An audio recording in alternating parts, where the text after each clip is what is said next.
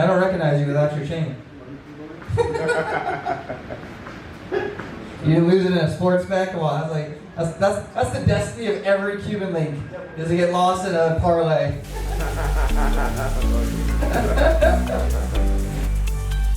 What's up guys, Zach Newford here for vlog number 4. Last night we went to the Tipsy Flamingo in downtown Miami, had a 10-minute set. Come along, let's go break it down.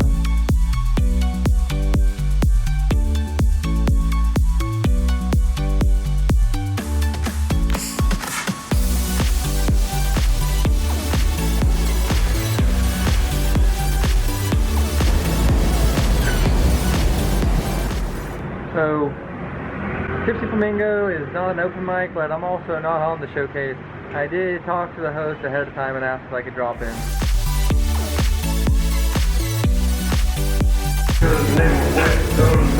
Show you guys my favorite cigar. I brought an H. Upman by AJ Fernandez out tonight. I sat on this cigar for like 20 minutes when I was writing. It was in my back pocket and I forgot about it. I pulled it out and it looked like shit. But I said, whatever. It's a rainy night. I'm probably going to be inside. Might not get through this stick. I'll just bring it out for tonight. Oh my god, this thing is smoking amazing. Huge clouds, super pure, taste is all there, just like you'd expect. So perfectly blended, so perfectly crafted. Completely underrated cigar. So, if you guys get anything out of this vlog, it's my recommendation for the #1 cigar in the world at the price point. AJ Fernandez's H. Upman. Next time we're coming to say happens to be a friend of the Flamingo, and now he's a friend of yours. Ladies and gentlemen, Zach Newford! Hell yeah, what's up guys? What's up man? Paul, what's your name? Neil, Paul, Steve, something from the Bible. Neil, where are you from? Well, not my best start here. Forgot the guy's name. We had one non-comedian in the audience. Came up here to give him a great show. And I thought his name was Paul. Like, where your parents in Philadelphia. I'm a long line of Philadelphians. You might know me from the Constitutional Convention. You can't fucking trick me, dog, dude. That's... Where I live, it's all Indian side, and you go pick up that stuff. Well, that's a different part of Philadelphia. When I travel there, I do...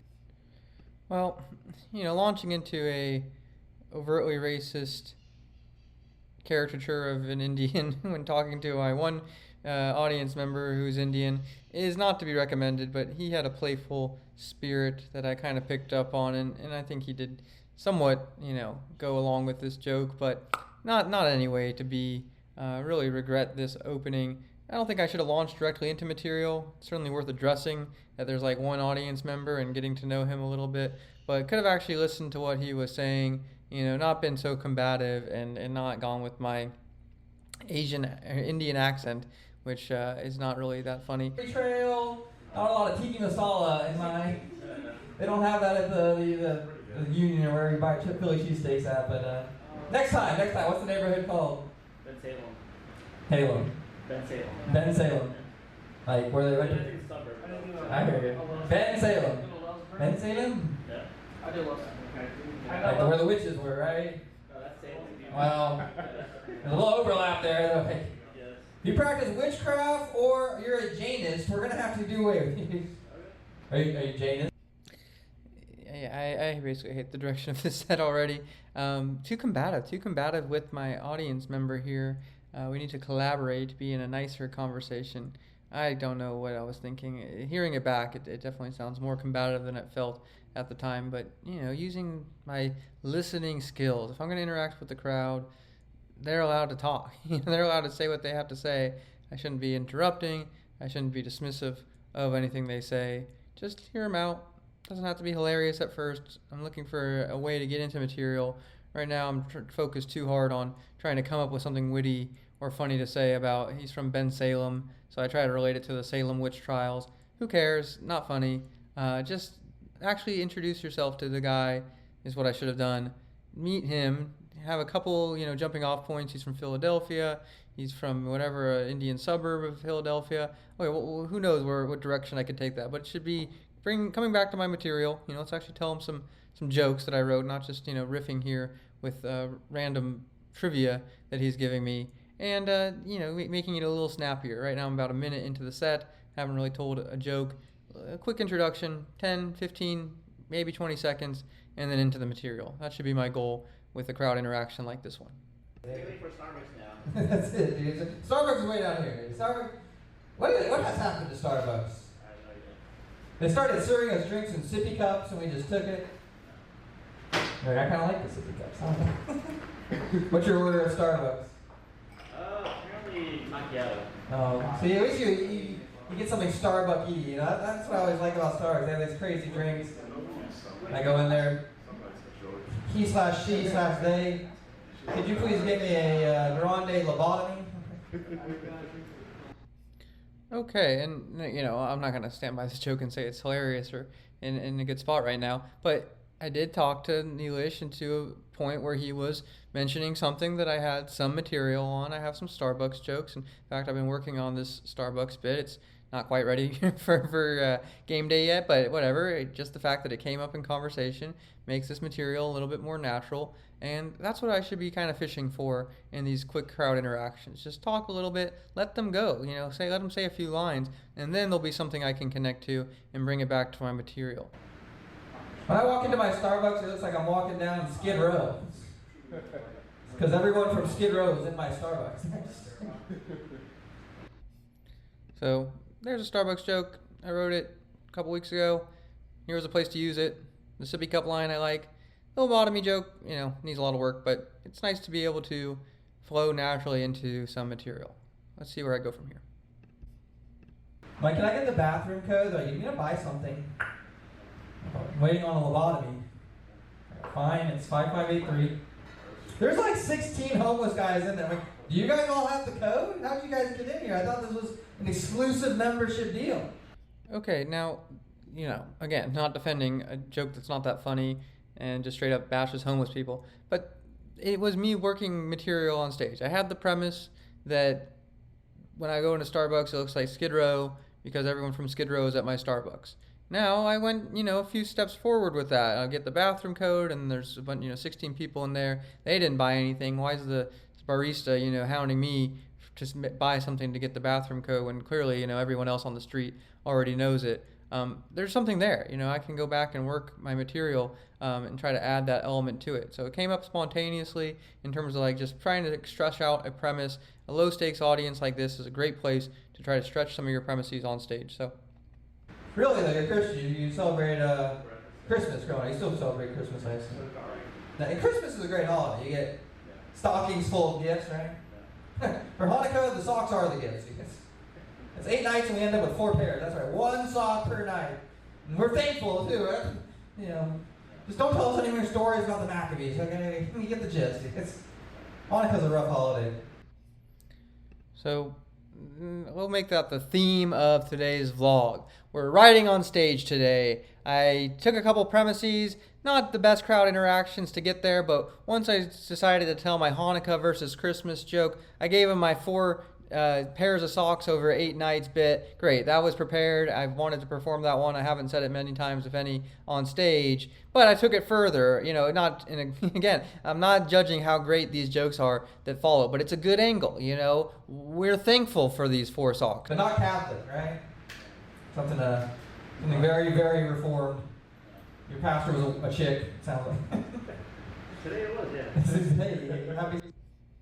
So there was a moment for some decent crowd interaction that I totally missed, which is I ask, what kind of Christian he is. Not Catholic, right? He's Indian, so I'm like, something pretty darn reformed, right? You're, in a church where the pastor is a chick.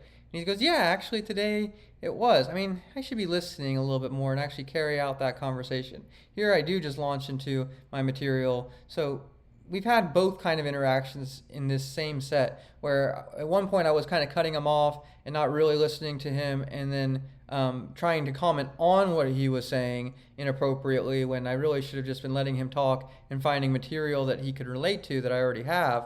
But here he actually expressed something very interesting, and we had kind of a fun moment there where I made a pretty bold prediction that he was in this Reformed Christian church that had a pastor that's a woman, and I was right. When he confirmed that with a chuckle, I should have, doubled down and try to interact with that a little bit further. Again, ask him a question, give myself some time to think, give me more material to work with, and hear him out. Literally listen to him as I say, like, what do you think about, having a pastor that's a woman? I'm sure he'd say something, whatever, I like it, and then maybe I'm thinking in the back of my head, what would be kind of a funny joke along those lines. Here, we'll see if we can make one up right now. Oh, you have a pastor that's a chick, when you confess to her, does she ever, start complaining or, something kind of like that?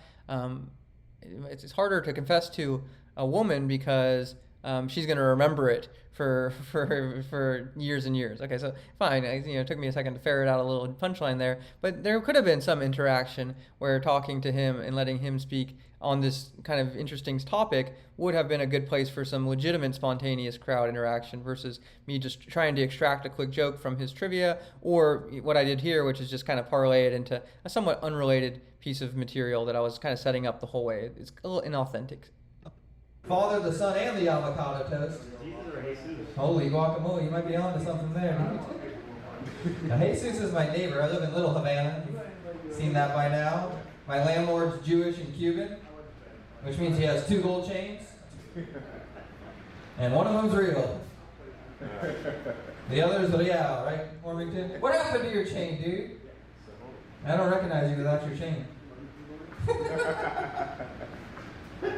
You didn't lose it in a sports bet? Come on, that's the destiny of every Cuban link, is to get lost in a parlay.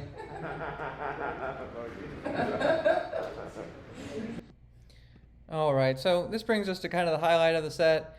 Our friend Neil, he commented on my millennial Jesus actually being Jesus because he's in this threesome and liking avocados. Maybe there's even something there I could incorporate into that joke. And then I parlayed that into a joke about living in Little Havana, and I used another audience member, Warmington, who's a comedian, and I know he likes to bet on sports or whatever, and I was able to kind of come up with a quick joke with him, saying he lost his chain in a bet and generalizing and saying that's the destiny of all Cuban links. So that was a nice spontaneous joke. I interacted with multiple crowd members at once, so it took me 10 minutes into the set to get a nice strong reaction from every member of the crowd, comedians included, and that's because it was a spontaneous joke. The comedians listening in, they've heard all my material before, but being able to spin it in this new way and have this kind of genuine interaction, even with one of our own, even with the comedian, can be fun and funny. So that's something to look forward to in future sets. Try to bring everyone in, have these kind of fun moments. Listen to your audience members. I know I've made that point on the vlog before, but I'm really just saying it to myself. It's so important. And up there on stage, you're always thinking, okay, what's my next joke? What's my next joke? But if you listen to the audience, you're going to be more present, more in the moment. Everything that you say will come off more genuine and authentic because it is. And you can surprise yourself how creative you can be, but only if you have something to go off. So listening to the audience, being able to have a genuine interaction that leads to fun conversation and works back into your material is giving somebody that tonight only, one night only kind of show that you can only experience in a live setting. And that is what we are there to do at the end of the day.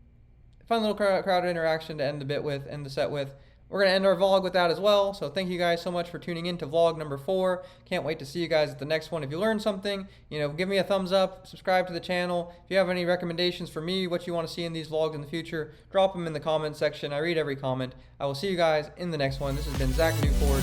Have a good day.